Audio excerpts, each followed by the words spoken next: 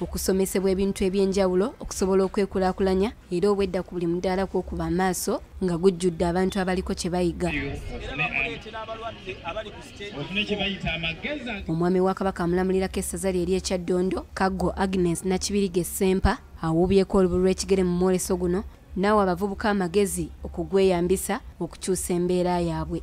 Abavubuka mwenna bali eyo abakola ebintu ebitategeerekeka muyingire mu Lubiri lwa Ssaabasajj Kabaka mujje mulabe ebintu bannayuganda bye bakola muddeyo nga buli muntu akyusizza endowooza ye kyemmanyi mujja kuva wano nga buli muntu afunye ekyokukola kyasobola okufunamu ensimbi. Abantu aboolesezza bakunze abatannaba kwetaba mu Mwoleso okugweyuna kubanga tebajja kusigala kyekimu. Olera ddala abantu okujja mu Mwoleso guno ogwa PEWOSA banetuwagire ddala obwakabaka bwa Buganda kubanga ebintu byaffe PEWOSA eyongera okubiteeka ku mutindo. Omwoleso tugusanze bulungi. Abantu bazze ne batujje bajjumbira era tubakubiriza n'abasigaddeyo. Kyetugezaako okwolesa wano twagala kulaga abantu enkola ey'omulembe guno ey'okulongoosa amazzi nobeera ng'osobola okubeera n'amazzi amayonjo ag'okunywa ewaka mbagirawo wonna woogeetaagidde ng'ate tekiyina kosti yonna yonna gye kijja nakyo.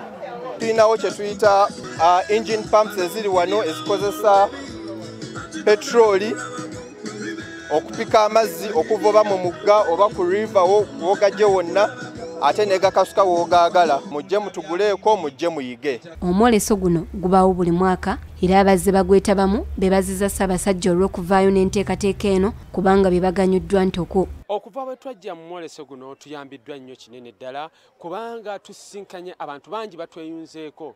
Tufunye bakasitoma bangi okuva mu bitundu byonna mu Masaka region, mu Central region ne Western region, West Nile okusinza mu bitundu byonna ebyetoolodde eggwanga. Ssaabasajja Kabaka awangaale mwebaza n'okuba nti asobodde otukolera BBS ne CBS eyongedde okutumbula ebyenkulaakulana ngaffe abana Central Property Real Estate naffe engeri gye tukiganyiddwamu ne tujja ne mu guno Omwoleso gwa PEWOSA ogw'okwongera okunnyonnyola bannayuganda ku nsonga y'ettaka. Gwe twagirabirako ate kati essaawa zino tumusiiga okuba nga tugituusizza kubanga ye yali agirunda ng'agisubiramu serezoka neffe twasaba tugisomese n'abantu abalala. Omwoleso guno gwakukomekkereza ng'ennaku z'omwezi 19 era gwakuggalwawo Kamalabyonna wa Buganda Charles Peter Mayiga, Doreen Nakagiri, BBS Telefayina, Agesigika.